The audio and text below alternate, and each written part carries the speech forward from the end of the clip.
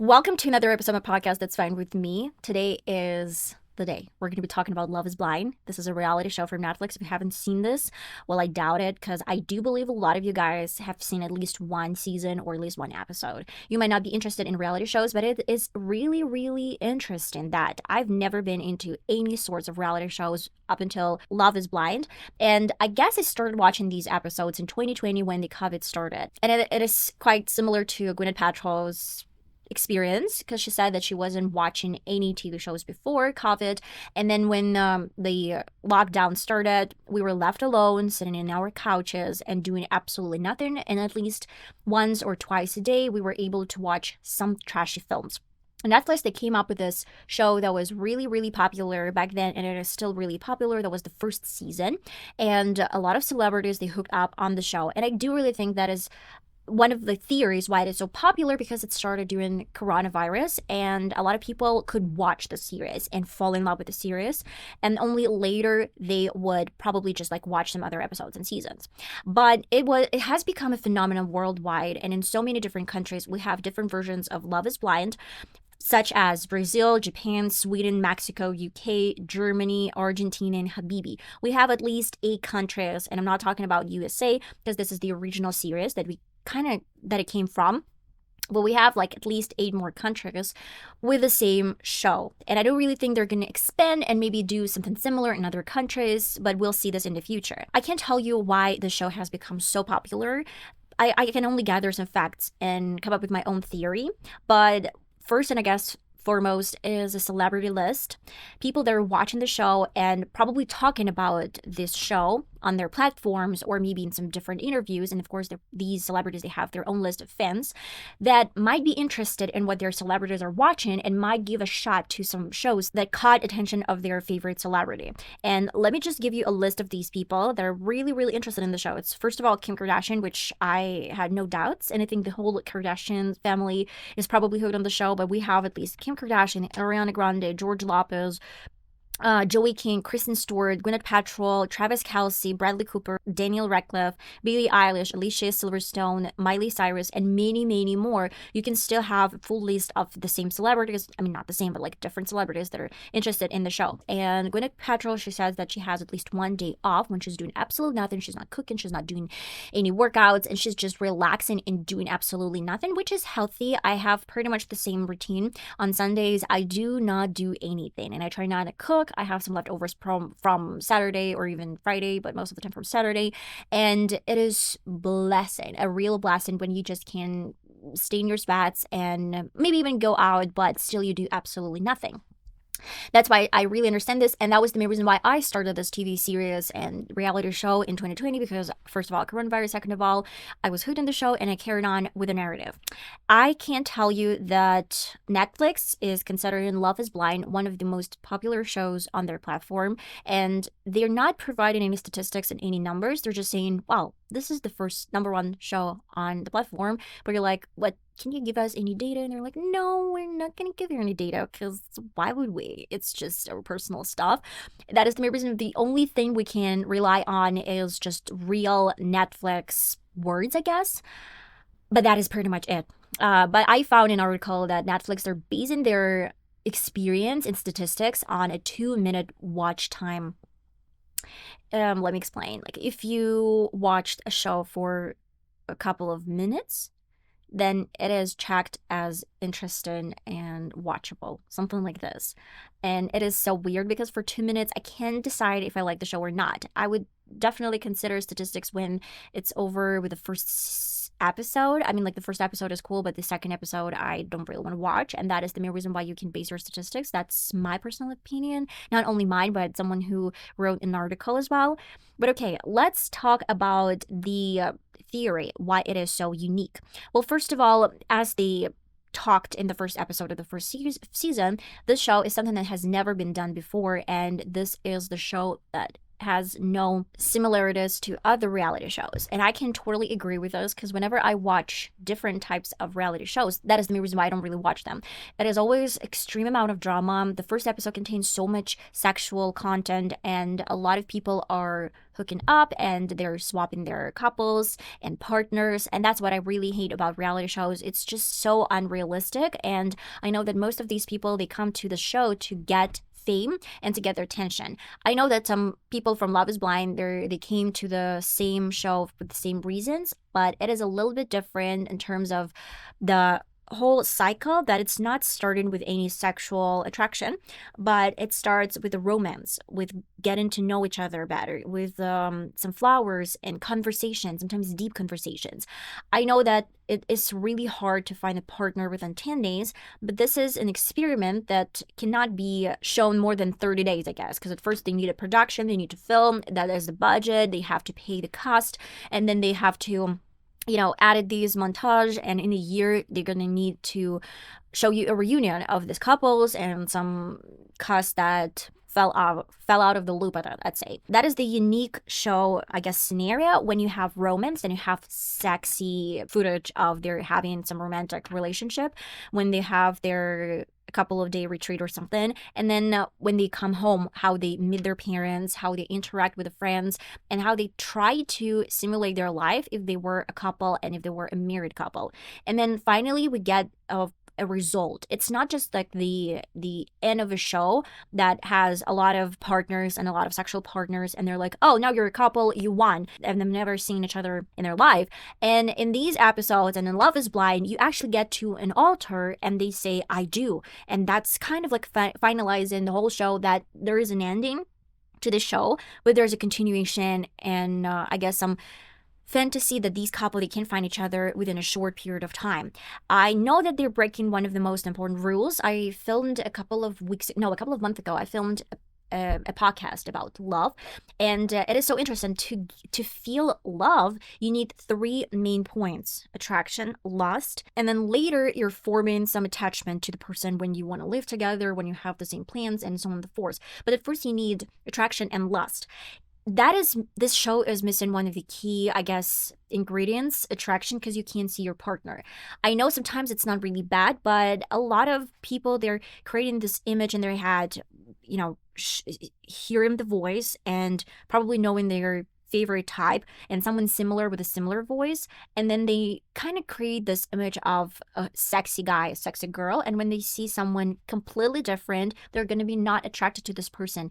Because deep conversations, it's great, but I can have deep conversations with my friends, but I don't really have to be sexually attracted to this person. And if you're not attracted, then you're not going to feel lust to this person, and then you don't really want to have any plans with this partner. That is the main reason why they're missing a lot. It is like you're gambling. If you're lucky to have someone that you're going to be attracted to, great. But if you're not going to be attracted to the person, well, even these deep conversations that you had in the pods, they're not going to help you out. And I know a lot of jokes have been circling around TikTok and Instagram with the shorts, whatever, reels, when they're showing a couple that is meeting each other for the first time, and women, they're immediately unattracted to the person they're seeing, or guys, they're immediately unattracted to the person. And it has become a part of a joke that you kind of see the reaction. Even if you don't want to admit this, but when they're smiling, but you can tell they're not into this partner, because it's just desperation. Desperado, you can tell. I believe the second reason why Netflix made this show so popular, because in the future seasons, they divided the show into parts. And I'm not talking about Love is Blind, but other series. They're making you wait, and they're making you feel more impatient. They're making you go and, see who is going to be the next couple, or they're going to get to the altar, maybe find some fan base, websites, and you're going to create some theories and maybe bet who's going to be with who, and generate comments underneath some posts. That is actually hitting the interest of the public to the series, and they can tell who's interested and who's not. Netflix can generate these comments. Netflix can see who's which show is really popular and interesting, and who's really genuinely interested in a show continuation. And if people are not interested, they're not going to leave a lot of comments, and Netflix sees that people are not into the show, and they're probably just going to shut this down. Love is Blind has at least 6 episodes of each season, and then they stop you and you're like, okay, gas in. And they're always ending this and the note of drama, and you're like, okay, so what is going to happen in the future 3 episodes when they're going to meet their parents and their friends? What is going to happen? And then when you see the rest of these episodes, the wedding day, they kind of saving this to the last, and still you are super super into this series, like who's going to end up with who's going to say yes and who's going to say no. And that is generating a lot of interest, is generating a lot of attention from people. And of course reunion, it's really important to see who is still dating, who's still together, and who's not. I think Netflix, they have created a genius show when you can actually see something from the beginning till the end, and then you're still seeing these couples in the future like a year later. So you can tell that, well, it's been a whole year. If they stay together through this year, then they're probably going to stay for a little bit longer period of time, and love is truly blind. But I guess you have to be just lucky to find your person that you're going to be attracted to. Of course, a lot of people want to capitalize from an idea, and love is always sells as well as sex always sells. In the first season, I actually did believe in a positive result, and I did believe in these couples. I thought that was pretty much genuine, and I think a lot of these couples, they survived and they're kind of growing strong. As for Lauren Speed and Cameron Hamilton, they were one of the first couples that clicked, and they're still together. They're becoming stronger and stronger. I don't really know if they have kids, but if I'm mistaken, they don't really have kids now. Another great example from the first season is Amber and Matt Bernay. They're still pretty much happy together, and Netflix even showed some of the reunion footage, if I'm not mistaken. And then they came up to some other episodes when they show their life, how they live together, and they're pretty much happy. But later, they kind of wanted to distance themselves from Netflix, and they said that was the show was really poisoning and was very emotionally harsh on participants and the cast itself. But we're going to talk about this a little bit later. For now, I do really think that you see the shift from the first season and season 8, because some of these couples, they didn't know what to expect in the first season, and they didn't know what to expect from the amount of love and appreciation from their fan base, and that's why they didn't know that it's going to bring them a lot of fame, I guess, in social media. And in the future seasons, people, I guess, spotted this great opportunity to become famous and grow their social media platform. I guess Lauren Speed, she was one of the first, I guess, sort of influencers that was struggling with her channel. And when she came back from the season 1 Love is Blind, she gained a lot of following base, and at the same time she got married. So she actually hit 2 birds with 1 stone, which is great, and I think that is amazing. Love is Blind and Netflix, they changed her life forever. But unfortunately, I see a lot of contestants, they're taking this advantage of this opportunity, and they're not even interested. I mean, they do, I guess, think that maybe they can find a partner, but I do really think they're coming to get their influencer job, I guess, started through Netflix, as any other reality show. That is the reason why I guess the first 2 or 3 seasons of Love is Blind were pure and really good, and next 4, 5, 6, and some 4 seasons, they're just a little bit fake from my perspective. Okay, so let's talk about desperation we can sense sometimes. I see a couple of girls that are desperate to find their partner who are over 30 or maybe even 35, but I don't really think Netflix invites anyone who's over 30 something. 34, 35, and they're pretty much desperate to find a guy and get married within a short period of time. Or we can see some girls super young who's like maybe 20, 22, and you know that they came to the show to gain followers. And that is it. I mean, you see someone desperate and someone who came for fame, and they're not interested in the show. But I guess they might find a partner that they're not even looking for, but like if it happens for a reason. But some guys and some, cast members, they gain not so good fame and popularity as they expected to have.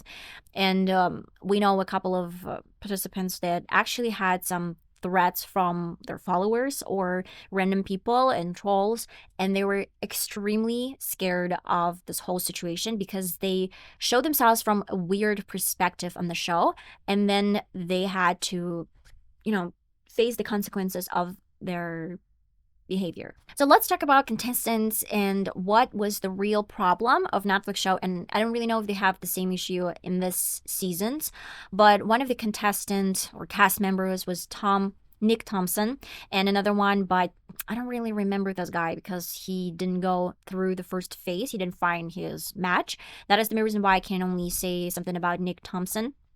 They talked that Netflix actually made them drink a lot of alcohol, and they paid them significantly less money as they expected them to have. And most of the time, they were not allowed to go out during this 10 days. They were not allowed to have their phones. They were not allowed to drink and like real water. They needed to drink a lot of alcohol to create the drama, to create this illusion that people are going to be the same way in reality show as they're in real life. And Nick Thompson, he said that it was a huge problem for them, especially when he was dating Danielle Dahl, if I'm mistaken. Danielle, she's weird, but at the same time, when she had some food poison or some stomach flu, I don't remember what she had, she was staying in her room, and actually Nick wanted to stay with her, but he was told that he had to go and meet the other cast members, and she was left alone. So when he came back, and he was a little bit drunk, if I'm mistaken, or maybe he wasn't drunk, I don't remember. He said that he genuinely didn't understand the reasons why she was so pissed at him. And the crew was wanting this drama from these cast members to show this and, show this from the perspective like he's a dick. But he said that he had no other choice but to go and see other members of the cast that were in the pods. And he said that he was forced, but when he came back, he realized how bad the situation with Daniel was, and that's why they had this weird conversation. And when he was rewatching some of the episodes, he said that he would never do something similar to her in the real life when he wasn't forced due to a contract, and when he wasn't forced due to some alcohol that he had to take a lot during the show. And they even tried to sue Netflix for some conditions and I guess some contract points that they couldn't avoid due to production and due to a contract. A lot of things that we see on screens, it might not be true because they were forced to do this. Do you remember Jessica from the first season? She was in love with Matt Burnett, and Amber, she was super jealous, but you can tell that Jessica was drunk all the time. She had a lot of alcohol on set, and when she rewatched some of the episodes and later in the reunion, she mentioned the same problem, that she took a lot of alcohol and that was her problem, and that's why she tried to work on herself and that she wasn't behaving herself in these episodes. Because whenever you feel you have some feelings to a person and then you're drunk, believe it or not, you're gonna behave in a weird way. Even if you don't want to behave this way, you can restrict yourself. And Amber had some weird problem with Jessica later when Jessica was engaged and she just wanted to forget the whole situation that happened through this filming process. Amber was pretty harsh. She was really harsh. And Matt, he was like, oh my God, I don't really want to do anything. I don't really want to be here. I don't want to upset my wife, but I kind of think that Jessica wanted to apologize. And it is weird, in my opinion, that Amber, watching all of it and knowing the whole story behind this whole situation, she knew that everyone were drunk and full of alcohol, and her behavior, like years later, when Jessica engaged, you got your man, like just let it slide, let it go. You're too fixated on this and too crazy about certain things. Just like sometimes you have to let it go, and especially when this person is apologizing sincerely, and Jessica has apologized numerous times to their couple. So yeah, I don't really think I have any right to say these are the real reasons why the show gained so much popularity among people, but I do believe that some of these points, they were pretty clear. It might be a real reason behind the popularity of the show. Honestly, watching all of these PR moves, I'd say, from Netflix, when they show you a piece of content in the first 6 episodes and then they kind of like give you a teaser of something that's going to be in the future, you're like, oh, okay, I'm interested. But then you don't really know anything that's happening behind the scenes. And I do think that a lot of these /influencers and I don't know, like drama queens came to the show, and that's what Netflix is looking for. A lot of these couples, even if they weren't planning to become famous and become popular, I guess they still have become popular and they have become, in some ways, influencers. Now they can share their stories, they can share their experience. Amber and Matt Bernays, they were not excited to be a part of reunion in the future seasons, and they're trying to keep them to themselves. They talked about the toxicity on the show, and I think it's coming from Amber. Most of the time, it's just my personal opinion. I'm not saying that it's true, but this is her choice. I mean, no one can make you go and participate in this reunion. If she felt uncomfortable, if she felt like Netflix took advantage of their couple, then it is her choice, and this is her right to behave this way, I guess. I believe Netflix could have done something in a different way if they made people be hungry and not have enough water, so they would feel angry, and that would fuel some drama between couples and cast members. That is a dumb act, I'd say. Not dumb, but it's really cruel from my point of view. And especially when the haze is gone and they're ending up with the person that they picked at the altar, it is always hard to tell if that was a wise choice or it was just an alcohol and this anger that was building inside of cast members. So what do you think, guys? But still, the show is really nice. I think it's really interesting how Netflix toyed with an idea that you can create in one show every stage of couples, from deep conversations, knowing each other, romance, sexual tension, meeting parents and friends, and getting in real life together, and then get into the altar. That is a really cool idea. Then maybe it should have been performed in a little bit different way or staged in a little bit different way. I mean, that wouldn't damage people, but it is what it is. So let me know what you think, guys, in the comments. Do you really think these are the main points of why the show is so popular, like because of celebrities and the original idea, statistics, the way that they're making you wait for some new episodes, this drama, some new influencers are coming to the show, or maybe this, alcohol thing that they're making couples to just like drink, or like people to drink before they make their decision? I don't know. Let me know. I'm gonna see you in my next podcast. That's fine with me. Love you all, guys. Bye bye.